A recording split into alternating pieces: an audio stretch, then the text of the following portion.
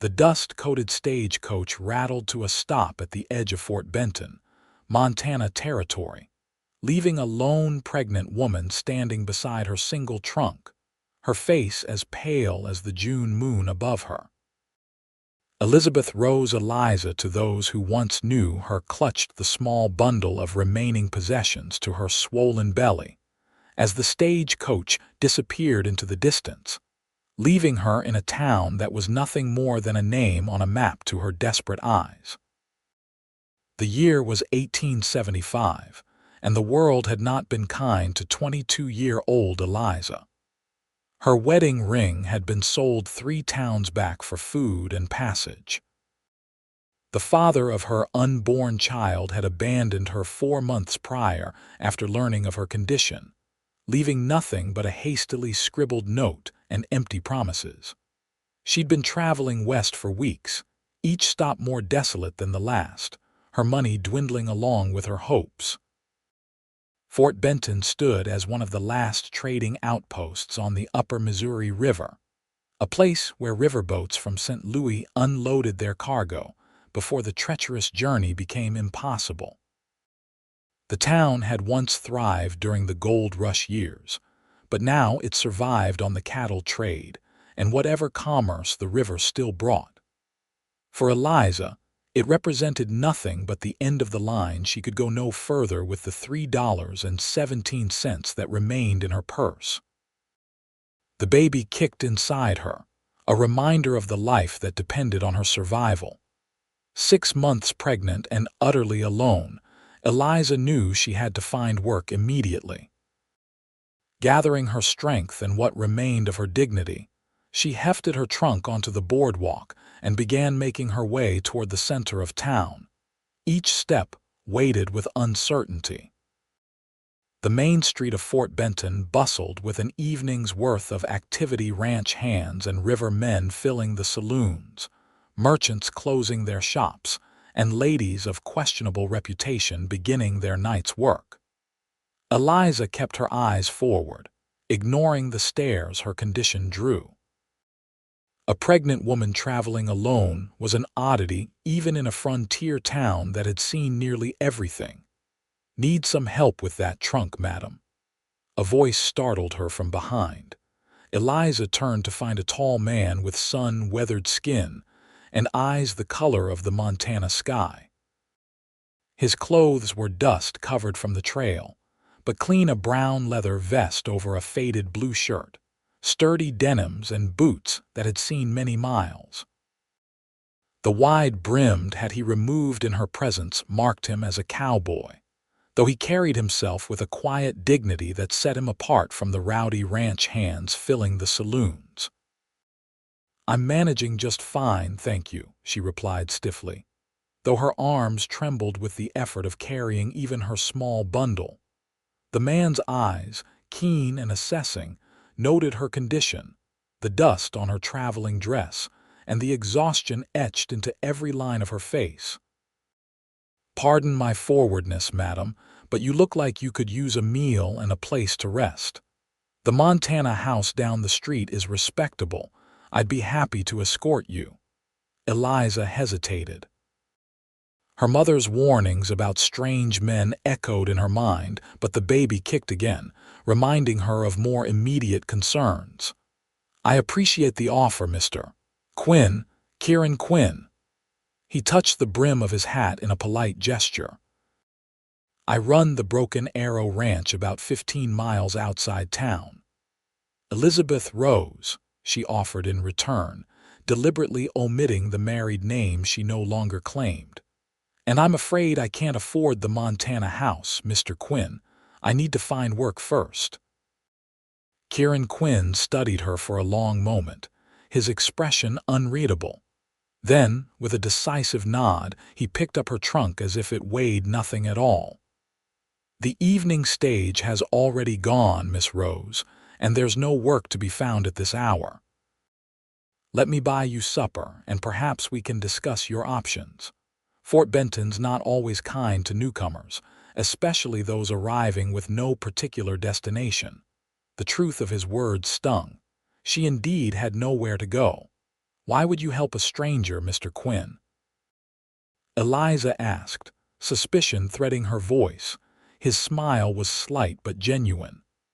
My mother arrived in this territory much as you have alone and in need of assistance. I'd like to think someone would do the same for her.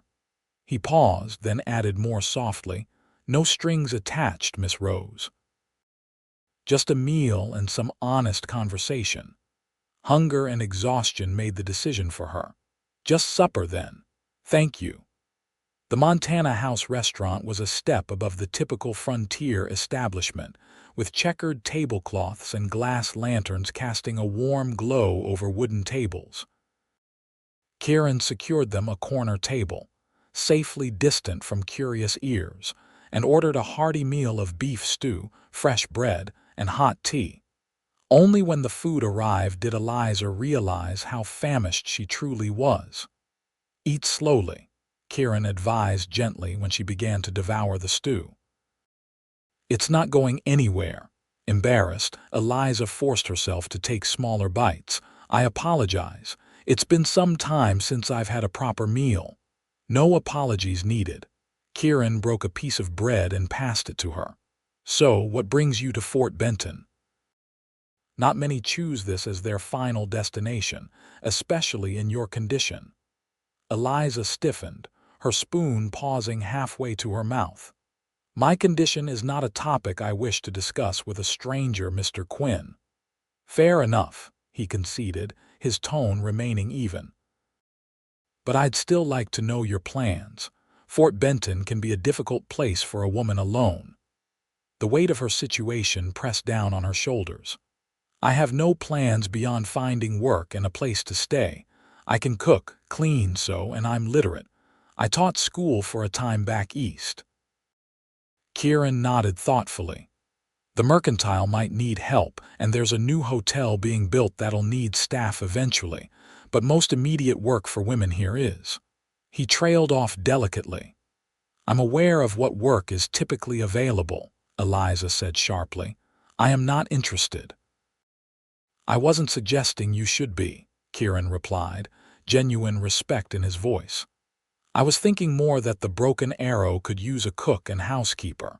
My ranch hands eat like wolves, and my attempts at keeping the place in order are middling at best. He leaned back, studying her. It's honest work, Miss Rose. Your own room in the main house, meals provided, and fair wages. When your time comes, there's a midwife in town who could attend you. Eliza nearly choked on her tea. You're offering me employment, a woman you've known less than an hour. A pregnant woman with no references. I'm a fair judge of character, he said simply. You carry yourself with dignity despite difficult circumstances. That speaks volumes. And what would your wife think of bringing a pregnant, unmarried woman into your home? The question escaped before she could stop it. A shadow passed over his features. I'm not married, Miss Rose. It's just me and 7 ranch hands at the Broken Arrow. My mother passed 2 winters ago, and the house has lacked a woman's touch since. Eliza set down her spoon, considering his offer. Work was what she needed, but 15 miles from town would leave her isolated, dependent on this stranger. Yet something about Kieran Quinn's steady gaze and straightforward manner resonated with truth. I would require my own key to my room, she stated firmly. And I would leave if ever I felt uncomfortable or unsafe. Kieran nodded immediately. Agreed, and I'd provide transportation to town whenever needed. When would you need me to start? I'm heading back tomorrow after I finish my business in town. You could stay at the boarding house tonight, my treat, and we'd leave after breakfast. The offer was almost too perfect, making Eliza suspicious once more. Why would you do all this for someone you don't know? Kieran's expression softened slightly. Miss Rose, good help is hard to find in the territory. I need a housekeeper and cook. You need work and safe lodging. It's a simple business arrangement that benefits us both. He paused, then added with unexpected candor, And perhaps I've been alone too long with just cowboys for company. Civilized conversation would be a welcome change. Against her better judgment, Eliza found herself smiling. "Very well, Mr. Quinn. I accept your offer on a trial basis." "Excellent," he signaled for the server. "Now, how about some apple pie? Mrs. Holloway makes the best in the territory." For the first time in months, Eliza felt a flicker of hope. Whether it was wise or foolish remained to be seen. True to his word, Kieran arranged a room for her at the respectable widow's boarding house and collected her the following morning after she'd enjoyed a proper breakfast. His wagon was loaded with supplies: flour, coffee, tools, and other necessities for ranch life. Eliza's small trunk looked pitiful among the provisions, a stark reminder of how little she possessed. As Fort Benton faded behind them, the vast Montana landscape opened up before her, rolling hills covered with prairie grass, distant mountains sharp against the blue sky, an endless open space that made her feel simultaneously free and terrified. After the cramped confines of city life back east, the sheer emptiness was overwhelming. "It takes some getting used to," Kieran commented, noting her wide-eyed expression. "The space, I mean. Some folks can't abide it, makes them feel too small. Others can't imagine living any other way once they've tasted it." "It's beautiful," Eliza admitted. "Intimidating, but beautiful." They traveled for hours, the wagon jolting over uneven terrain. Kieran proved a considerate traveling companion, stopping regularly to allow her to stretch her legs and ease the discomfort of her condition. He didn't pry into her past, but spoke freely of the ranch, the cattle business, and life in the territory. His voice had a calming quality, steady and thoughtful, with none of the boastful bluster she'd come to expect from Western men. By mid-afternoon, the Broken Arrow came into view, a substantial log house with a wide porch, several outbuildings, a corral with horses, and a large barn. It wasn't grand by Eastern standards, but for the frontier, it represented remarkable prosperity. "My father started with nothing but a claim and 20 head of cattle," Kieran explained as they approached. "Took him 15 years to build it to what you see now. We're up to 800 head these days." "It's impressive," Eliza said sincerely. "Your father must have been a hard-working man." "That he was." Kieran's voice held quiet pride. "Died defending it too during a rustler raid 5 years back."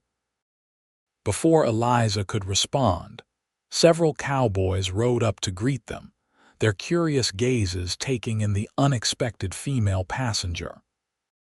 Kieran introduced them briefly: Tom, the foreman; Miguel, who handled the horses; young Caleb, barely 20, and 3 others whose names blurred together in Eliza's tired mind. "Miss Rose will be taking over the cooking and household duties," Kieran announced, his tone making it clear this was not up for discussion. "I expect you all to show her the same respect you'd show your own mothers or sisters." The men nodded, though their curious glances at her condition didn't escape Eliza's notice. She held her head high, refusing to show embarrassment or shame. The interior of the ranch house surprised her. Though undeniably masculine in its furnishings, it was clean and well-built, with a large central room combining kitchen and dining areas, a separate parlor with bookshelves, and a hallway leading to several bedrooms. Kieran showed her to a room at the back of the house, small but private, with a real bed, a chest of drawers, a rocking chair, and a window overlooking a small kitchen garden. "This was my mother's sewing room," he explained. "But I think it will serve you well. The door has a lock as requested." He handed her a key. "The washroom is down the hall. We have a pump in the kitchen for water, and the cook stove is fairly new. Pantry stocked, though I'll admit the menu's been limited to what I and the boys can manage." Eliza sat on the edge of the bed, suddenly overwhelmed by the day's journey and the enormous change in her circumstances. "Thank you, Mr. Quinn. This is more than I expected." "Kieran," he corrected gently. "No need for formalities out here. Rest today. Tomorrow will be soon enough to start work." After he left, Eliza finally allowed tears to come, not of despair this time, but of cautious relief. She had a roof over her head, work to occupy her hands, and time to figure out what came next. It wasn't a solution to all her problems, but it was a beginning. The following weeks established a rhythm to ranch life that Eliza found surprisingly comforting. She rose early to prepare breakfast for the ranch hands' hearty fare of bacon, eggs, biscuits, and gravy that disappeared with astonishing speed. The men were initially awkward around her, but soon grew accustomed to her presence, especially once they tasted her cooking. Between meals, she cleaned and organized the house, discovering that beneath the bachelor neglect lay a well-built, thoughtfully designed home. Kieran's mother had left behind quality linens, cookware, and furnishings that needed only care to shine again. The work was physically demanding, particularly in her condition, but Eliza welcomed the exhaustion that allowed her dreamless sleep each night. Kieran himself proved an enigma. He worked alongside his men during the day, returning dust-covered and tired, but he always washed up before dinner and engaged her in conversation during the evening meal. Unlike many men she'd known, he listened as much as he spoke, showing genuine interest in her opinions about the books in his library or her observations about ranch operations. He never questioned her about her past or the father of her child, though she sometimes caught him watching her with concerned eyes when he thought she wasn't looking. The baby grew visibly within her, making her movements more cumbersome, but Kieran quietly adapted, placing a footstool by the cookstove, building a clothesline closer to the house so she wouldn't have to walk as far, and ensuring the heavier work was handled by one of the ranch hands. July brought scorching heat that made Eliza's condition nearly unbearable. One particularly sweltering afternoon, as she struggled to hang laundry despite her unwieldy form, she felt a wave of dizziness sweep over her. "Miss Eliza."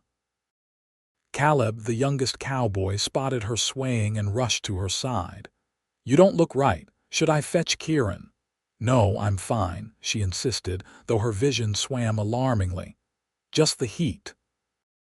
But Caleb had already signaled to another ranch hand, who rode off toward the north pasture where Kieran was working.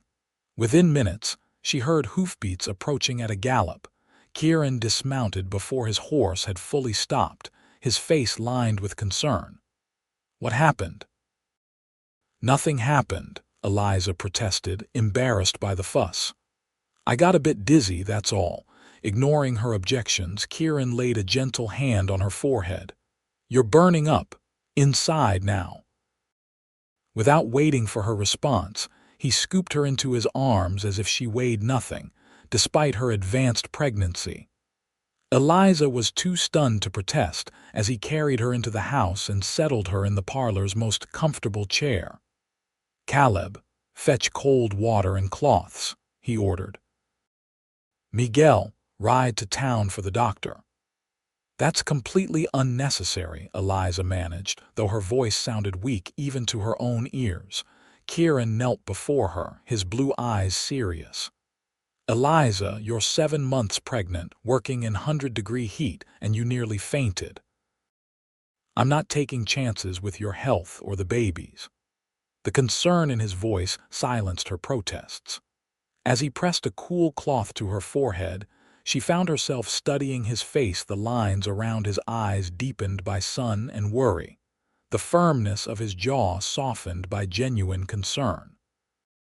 In that moment, she realized how much she had come to trust this man who had been a stranger mere weeks ago. The doctor arrived by evening, a gruff older man named Dr. Pearson who examined her with efficient competence. "Heat exhaustion," he pronounced. Not uncommon in your condition, especially in this weather. He turned to Kieran, who had insisted on staying nearby. She needs rest, cool compresses, and plenty of fluids. No heavy work until the temperature breaks. After the doctor left, Kieran sat beside her bed, his expression troubled. I should have noticed you were doing too much. It's not your responsibility, Eliza said softly. I'm the one who overestimated my strength. You're under my roof, which makes your welfare my concern. He hesitated, then added, I've arranged for Mrs. Wilkins from town to come help for a few weeks. She's a widow who could use the extra income, and she can handle the laundry and heavier cleaning. Eliza felt a surge of panic. Are you dissatisfied with my work? I can do better, truly. No, Kieran interrupted gently. Your work has been exceptional, but you're carrying a child, Eliza. You need to conserve your strength. The genuine care in his voice brought unexpected tears to her eyes. For months, she had carried the weight of her situation alone, with no one concerned for her well-being. The simple act of kindness undid something tight within her chest. Thank you, she whispered. Most would have simply replaced me. Kieran's hand covered hers briefly. You're not replaceable, Eliza rose. The simple statement, delivered without flourish, stayed with her long after he left. August brought violent thunderstorms that rattled the windows and sent lightning jagging across the Montana sky. During one particularly fierce storm, Eliza found herself unable to sleep, the baby restless within her as thunder shook the house. Wrapping a shawl around her shoulders, she made her way to the kitchen, thinking a cup of tea might calm them both.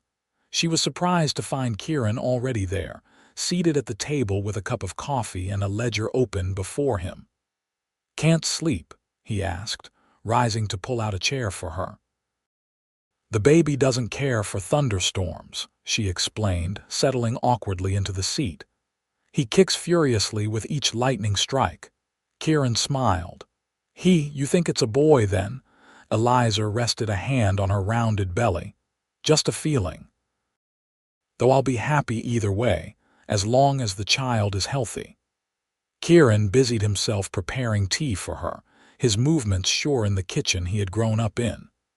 As he set the steaming cup before her, a particularly violent clap of thunder rattled the dishes in the cupboard, and Eliza jumped. Not fond of storms yourself? He asked, resuming his seat. Not these western storms, they're so much more immediate than back east. Everything's bigger out here, Kieran agreed. The sky, the land, the weather. He hesitated, then asked carefully, do you miss it? The east? Eliza considered the question. I miss certain comforts and conveniences, hot baths whenever you want them, ice in summer, libraries and theaters. She sipped her tea. But there's a freedom here that I never knew there, room to breathe. Even confined to a ranch 15 miles from nowhere. There was genuine curiosity in his question. Even so, she smiled slightly. Though I admit I hadn't planned on Fort Benton being my final destination when I headed west. Where were you headed? As soon as the words left his mouth, Kieran shook his head. I apologize. I promise not to pry into your past. No, it's a fair question.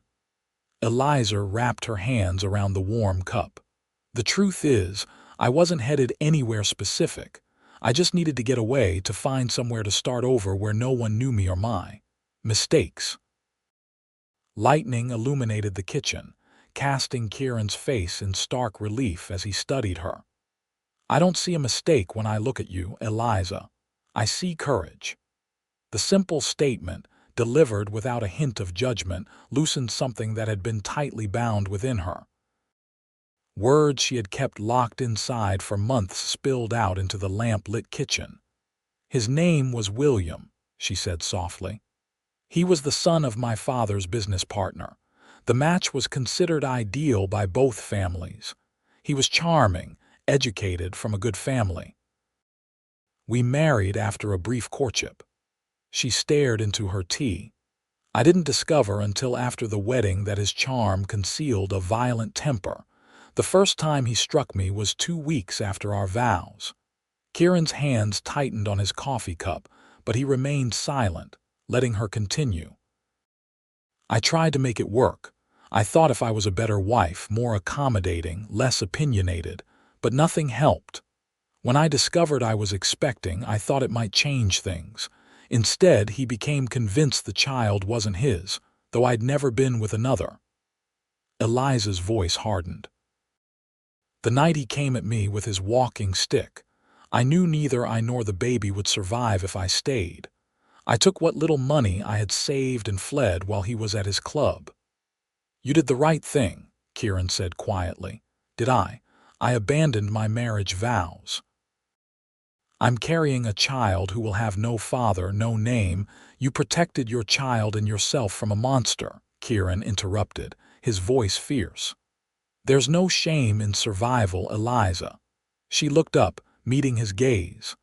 "The world doesn't see it that way. A woman alone with a child is judged harshly, no matter the circumstances. Then the world is wrong." The conviction in his voice was unwavering. "That child is lucky to have a mother brave enough to start over with nothing but hope and determination." Tears welled in her eyes at his words. Outside, the storm continued to rage, but inside the kitchen, something shifted between them, a deeper understanding, a bridge across the careful distance they had maintained. "Thank you," she whispered, "for listening, for not judging. Thank you for trusting me with your story."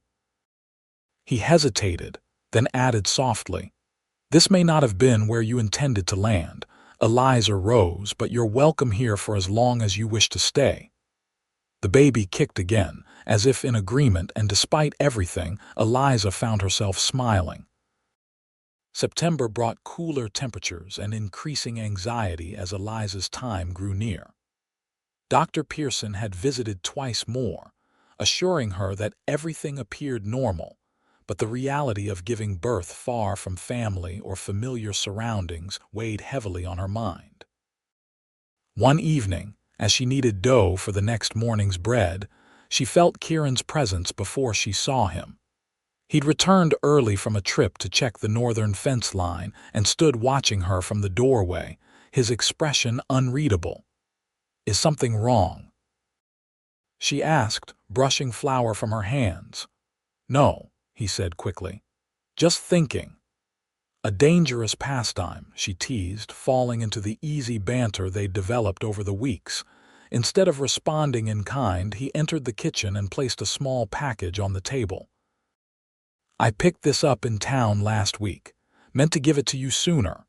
Curious, Eliza untied the brown paper to reveal a small, leather-bound book, Tales of Mother Goose. "For the baby," Kieran explained, a hint of self-consciousness in his voice. "Every child should have stories."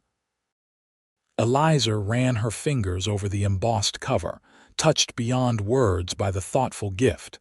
It was the first acknowledgement of her child as an individual, not merely a complication or burden. "This is very kind. There's something else." Kieran reached into his pocket and withdrew a folded piece of paper, which he handed to her with obvious hesitation. Eliza opened it to find a legal document, the formal language initially confusing her until she reached the key passage. "Hereby offer employment as housekeeper and cook at the Broken Arrow Ranch for a period not less than 5 years, with accommodations provided for Elizabeth Rose and child." She looked up, bewildered. "A contract. Read the terms," Kieran urged quietly. Her eyes scanned the document. A generous monthly salary, a provision for her own garden plot, arrangements for the child's education when the time came, even a clause guaranteeing transportation to town weekly. It was far more than a simple employment agreement. It was security, stability, a future. "Why?" she asked, her voice barely above a whisper. Kieran's eyes held her steadily. "Because you deserve to know you have somewhere to belong. You and your child, no matter what happens next." The implications of his offer sank in. He was giving her the one thing she needed most: certainty that she wouldn't have to run again, that she had a place to call home. "I don't know what to say," she admitted, her voice thick with emotion. "Say you'll consider it." Kieran's voice was gentle. "That's all I ask." Before she could respond, Miguel burst into the kitchen, his expression urgent. "Ryder coming fast, Kieran. Looks like trouble." Kieran's demeanor shifted instantly from tender to alert. "Stay inside," he told Eliza, already moving toward the door. From the window, she watched as a lone rider galloped into the yard, his horse lathered with sweat. Even from a distance, she could see the man was injured, slumping in the saddle as Kieran and the ranch hands rushed to assist him. They carried the wounded man into the house, laying him on the parlor sofa as Eliza hurried to gather clean cloths and water. The stranger was middle-aged, with a silver-streaked beard and the weathered look of a longtime rancher. Blood seeped from a wound in his left shoulder. "Rustlers," the man gasped as Kieran examined the injury. "Hit the Preston place last night. Burns is gathering men to go after them before they strike again." "How many?" Kieran asked, his voice taut. "6, maybe 7. Well armed. They shot Jim Preston when he tried to stop them." The man grimaced in pain. "Burns is meeting at Sawyer's Creek at sundown, said to spread the word."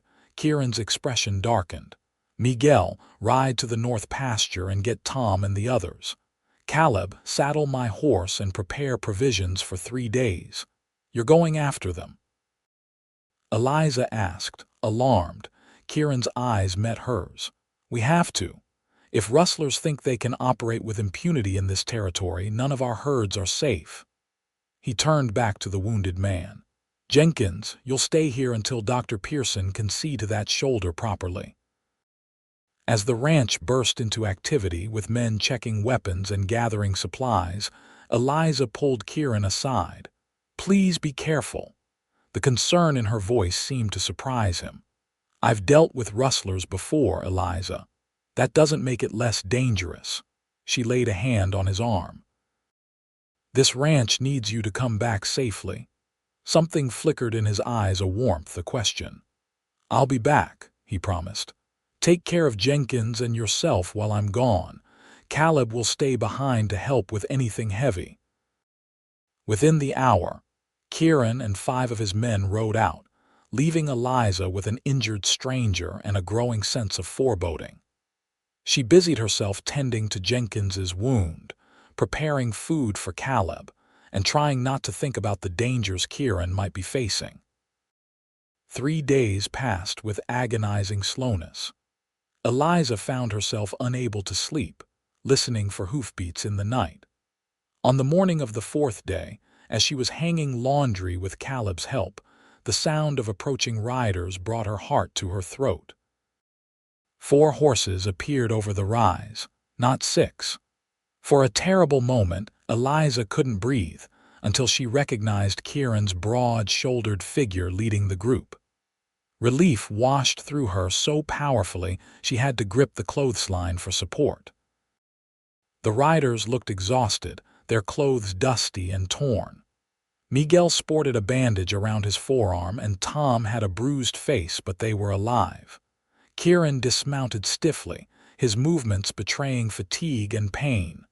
"Are you hurt?" Eliza asked as he approached, her eyes scanning him for injuries. "Just a graze," he replied, indicating a tear in his sleeve where dried blood stained the fabric. "Nothing serious." "Let me see," she insisted, her voice leaving no room for argument. Inside, as she cleaned the wound, a bullet had indeed grazed his upper arm, leaving an angry furrow in the muscle. Kieran recounted the confrontation. "We caught up to them near the Montana-Dakota border. They didn't surrender peacefully. Did you?" She couldn't finish the question. "2 are dead," he said grimly. "The others are in custody with the territorial marshal. They won't threaten anyone's livelihood again." Eliza's hands trembled slightly as she bandaged his arm.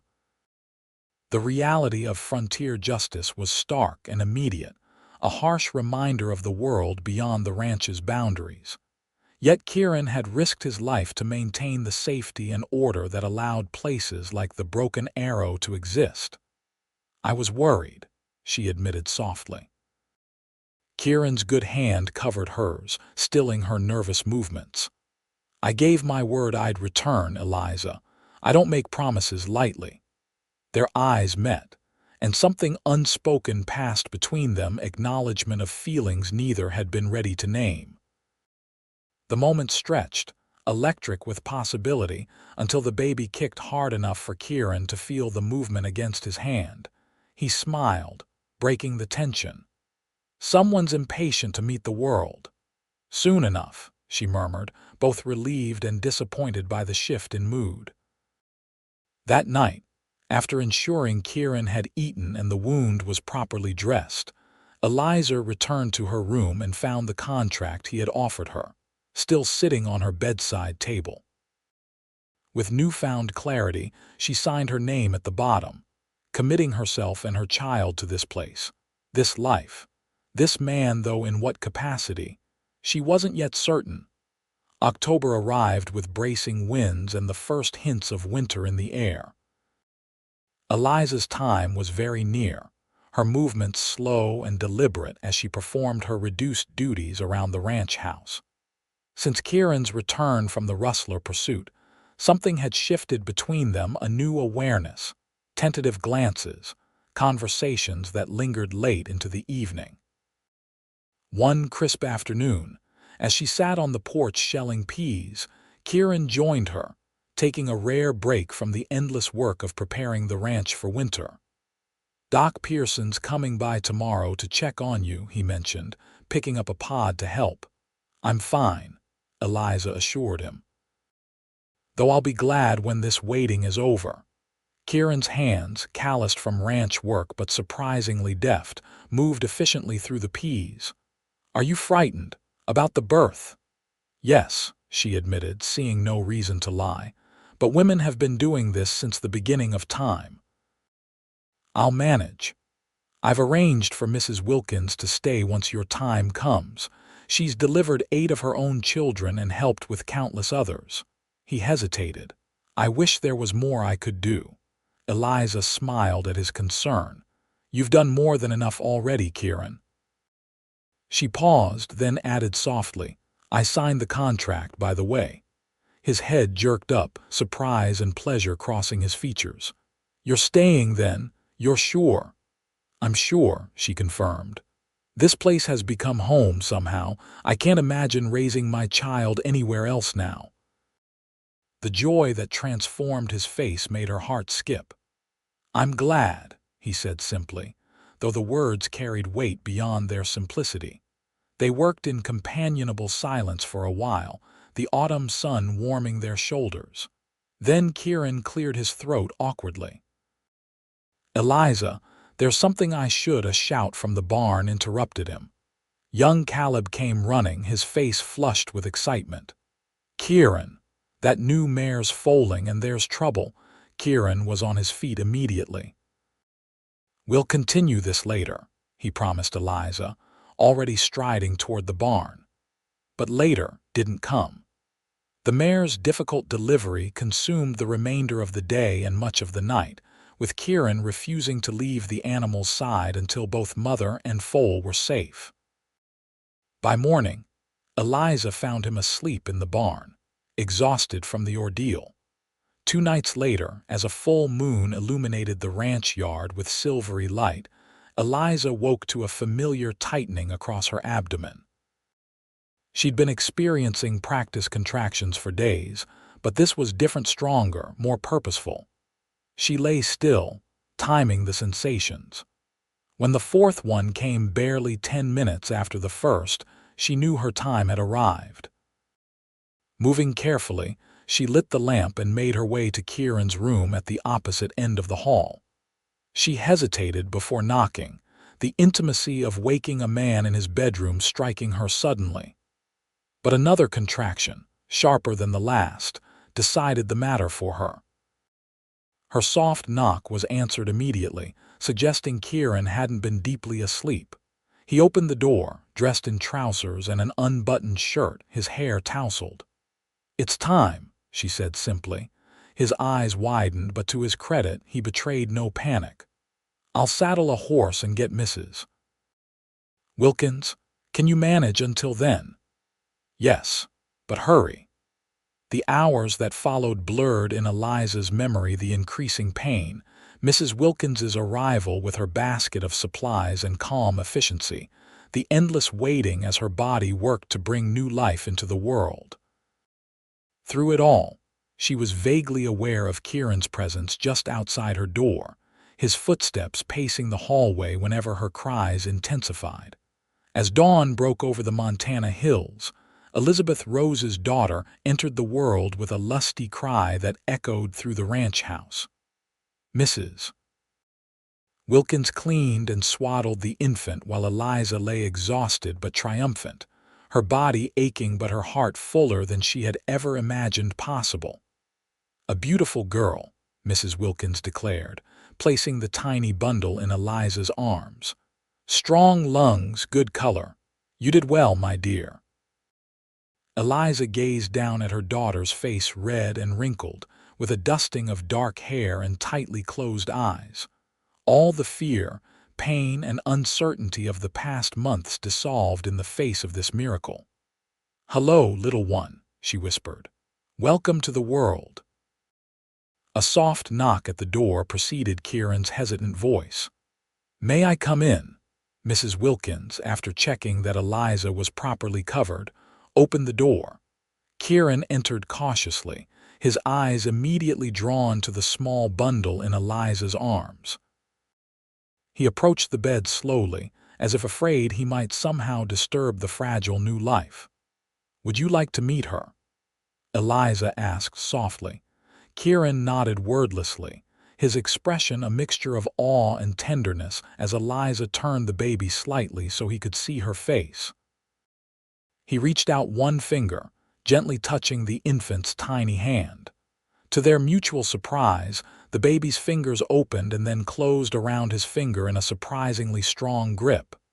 "She likes you," Eliza murmured.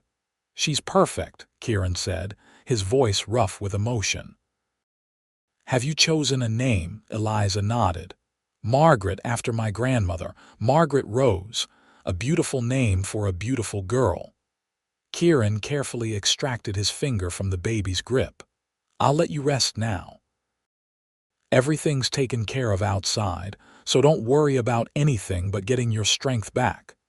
As he turned to leave, Eliza called softly, "Kieran." When he looked back, she said simply, "Thank you for everything." The smile he gave her held something deeper than mere kindness. "Welcome home, Margaret Rose," he said to the baby, then quietly left the room. The weeks following Margaret's birth transformed the broken arrow. The ranch hands, initially awkward around the newborn, soon became fiercely protective uncles, bringing small gifts: a whittled wooden horse from Miguel, a tiny quilt sewn by Tom's sister in town, a silver rattle that Caleb shyly admitted had been his own as a baby. Kieran, however, underwent the most profound change. The reserved, sometimes stern rancher revealed a gentle side few had glimpsed before. He would hold the baby with surprising confidence while Eliza prepared dinner, talking to Margaret in a low, soothing voice about cattle breeds or the changing seasons as if she were a miniature ranch hand in training. As November deepened toward winter, the first heavy snow blanketed the ranch, transforming the landscape into a pristine white expanse. Eliza, finally fully recovered from the birth, stood at the parlor window with Margaret in her arms, watching the snowflakes drift down in the fading light. "She's seeing her first snow," Kieran observed, coming to stand beside them. He had just returned from checking the cattle, his coat dusted with white, his cheeks ruddy from the cold. "One of many firsts to come," Eliza replied, smiling down at her daughter's curious expression. Kieran hesitated, then said quietly, "Eliza, there's something I've been trying to tell you since before Margaret arrived." She turned to him, something in his tone making her heart beat faster. "Yes. I know you signed the contract to stay as my housekeeper, and I'll honor that if it's what you truly want, but—" He took a deep breath. "I find myself hoping for more." Eliza felt a flush creep up her neck. "More. These past months, watching you build a life here, seeing your courage and your kindness. I've come to care for you, Eliza, more than I should as your employer." He met her eyes directly. "I'm not asking anything of you now. It's too soon, I know that. But I wanted you to understand why I sometimes look at you the way I do." Eliza studied his face, the honest blue eyes, the strong features softened by vulnerability. "And how do you look at me, Kieran Quinn?" "Like a man who's found something he didn't know he was searching for," he answered simply. Margaret squirmed in Eliza's arms, breaking the moment with her tiny demands. As Eliza adjusted the baby, she considered his words carefully. "I won't pretend I haven't noticed how things have changed between us," she finally said. "But you're right, it is too soon. I'm still healing in more ways than one." "I understand," he said quickly.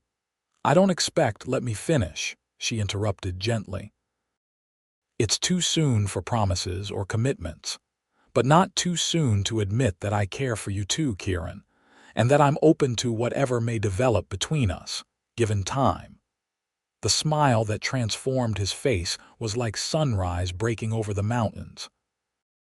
"Time is something we have plenty of," he said softly. "I'm a patient man." Eliza rose. December brought the ranch's Christmas preparations, greenery gathered from the surrounding forest, candles carefully placed in windows, and the delicious smells of Eliza's holiday baking filling the house. Margaret, now nearly 2 months old, watched the activity from her basket with increasingly alert eyes, growing stronger and more engaged each day. On Christmas Eve, after the ranch hands had enjoyed a special dinner and departed for their bunkhouse celebration, Eliza and Kieran sat before the fireplace, Margaret sleeping peacefully nearby. The room was illuminated only by fire and candlelight, casting a warm glow over the simple decorations.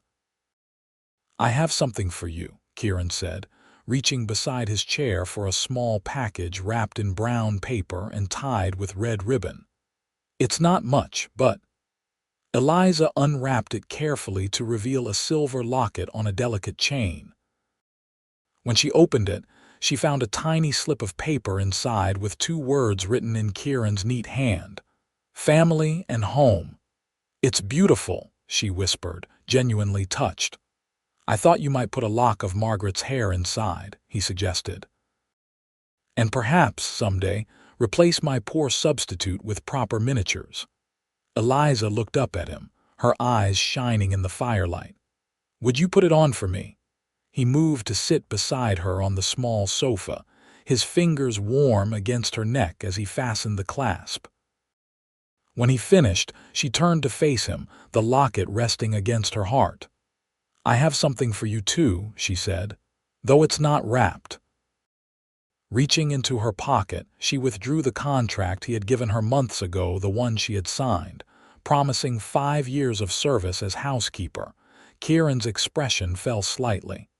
"You've reconsidered," in a manner of speaking. She took a deep breath.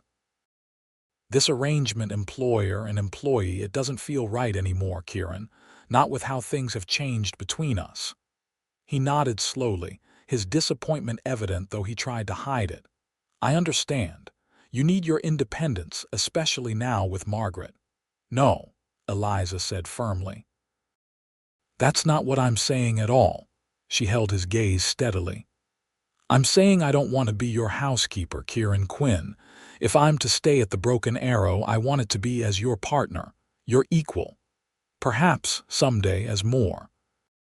Understanding dawned in his eyes, followed by a hope so naked it took her breath away. "Eliza, are you sure? You said it was too soon." For marriage, yes. I'm not ready for that, not yet, but I am ready to acknowledge what's growing between us. To give it a chance to flourish without the constraints of employer and employee complicating matters. Kieran took her hands in his expression solemn. I want you to know something. When I offered you that contract, it was never just about securing a housekeeper. Even then, I think I knew you were meant to be more in my life. I just didn't know how to express it. You gave me a home when I had nowhere else to go, Eliza said softly. You accepted Margaret as if she were a gift, not a burden. How could I not come to care for you? His eyes dropped to her lips, a question in them. Slowly, giving her every chance to pull away, he leaned forward. Their first kiss was gentle, tentative, a beginning, not a culmination. When they parted, Kieran rested his forehead against hers. Merry Christmas, Eliza rose. Merry Christmas, Kieran Quinn, she replied, her heart fuller than she had ever dreamed possible when she'd stepped off that stagecoach in Fort Benton months before. January 1876 brought bitter cold and snowdrifts that isolated the ranch from town for weeks at a time. Within the warm house, however, a new family was taking shape. Kieran and Eliza moved cautiously in their evolving relationship, sharing meals, reading together in the evenings, and caring for Margaret as a team. Each day brought new discoveries about one another, small revelations that deepened their connection. Kieran learned that Eliza sang softly when she thought no one was listening, old lullabies and folk songs from her childhood. She discovered his unexpected talent for storytelling, honed during long winter nights entertaining ranch hands when he was younger. They found common ground in their love of books and their vision for the ranch's future. The physical aspects of their relationship progressed with equal care, hands held by the fire, stolen kisses while Margaret slept, the growing comfort of casual touches as they moved about their daily lives. Eliza, still healing from her past, appreciated Kieran's patience, his willingness to let her set the pace of their intimacy. As February's shorter days began to promise spring's eventual return, Eliza found Kieran in the barn one afternoon, repairing tack in preparation for the busy season ahead. Margaret, bundled against the cold, slept contentedly in a makeshift cradle Kieran had built specifically for the barn. You've turned my daughter into a rancher already, Eliza observed with amusement. She sleeps better with the smell of horses and leather than in her own cradle. Kieran smiled, his eyes crinkling at the corners in a way that had become increasingly familiar. Good instincts. She knows where she belongs. Yes, she does. Eliza sat beside him on the workbench. I've been thinking about the future, Kieran. He set aside his work, giving her his full attention. What about it? When I came here, I was running away from something. Now I find myself running toward something instead. She took a deep breath. I'm ready, Kieran. His expression remained carefully neutral, though his eyes betrayed his hope. Ready for what exactly? For us. For whatever comes next. I don't want to waste any more time pretending this is temporary or that my feelings might change. She reached for his hand. I love you, Kieran Quinn. I think I have for months now. The joy that transformed his face was like watching the sun break through storm clouds. He pulled her into his arms, holding her with a tenderness that made her eyes sting with unshed tears. I love you, Eliza rose, he murmured against her hair. You and Margaret both, more than I have words to express. They remained that way for long moments, savoring the acknowledgement of feelings that had been building steadily through the winter months. Finally, Kieran pulled back slightly, his expression turning serious.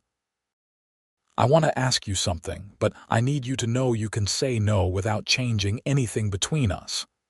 He took her hands in his. Eliza rose. Would you consider becoming my wife? Not because you need security or because of what others might think, but because we could build something beautiful together. Eliza studied his face, the face that had become so dear to her, that she now looked for first thing each morning and last thing each night. "Yes," she said simply. "I would be honored to be your wife, Kieran." His smile was brilliant. "When? Spring," she decided. "When the world is new again. That seems fitting." They sealed the promise with a kiss that held all the hope and promise of their future together. Nearby, Margaret stirred in her sleep, as if sensing the momentous decision that had just shaped her young life. April brought the wedding day, with the ranch transformed by the first wildflowers of spring and the tender green of new growth. The ceremony was small but joyful, held on the porch of the ranch house with Dr. Pearson officiating, Mrs. Wilkins fussing over Margaret, and the ranch hands scrubbed clean and uncomfortable in their Sunday best.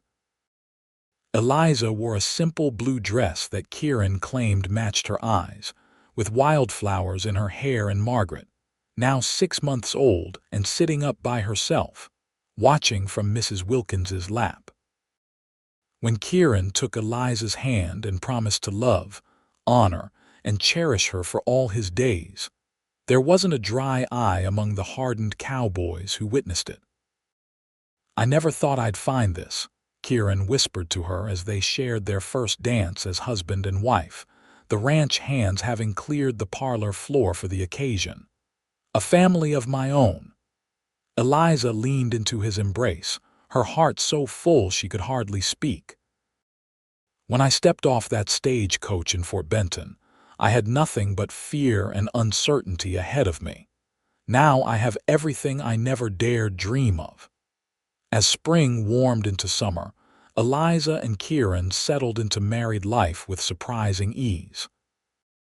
The ranch prospered under their joint care, Eliza's practical organization complementing Kieran's visionary planning. Margaret thrived in the open air and boundless love that surrounded her, growing into a happy, curious child with her mother's dark hair and a smile that could melt the hardest heart.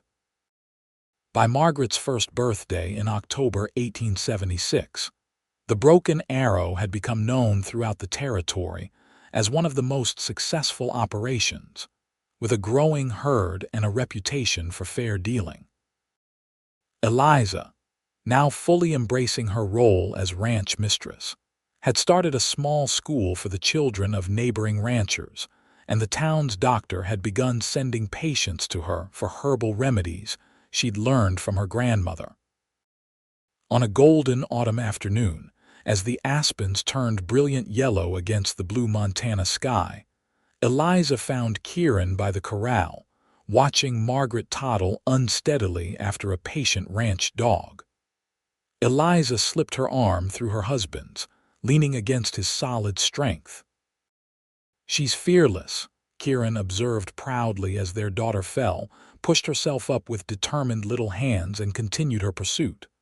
"Like her father," Eliza replied with a smile. Kieran turned to her, his expression softening.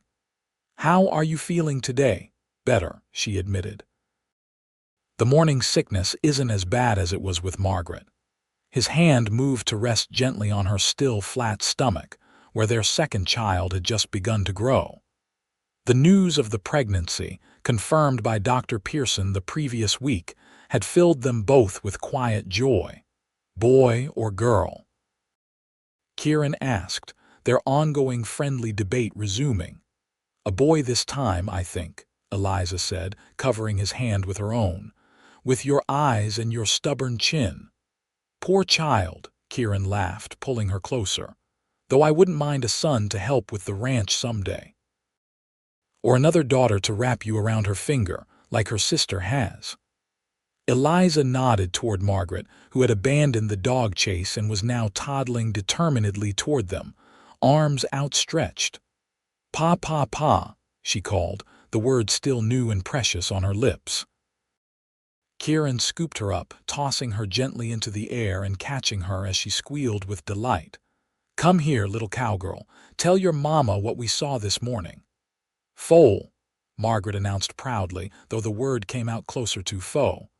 The bay mare had her baby, Kieran confirmed.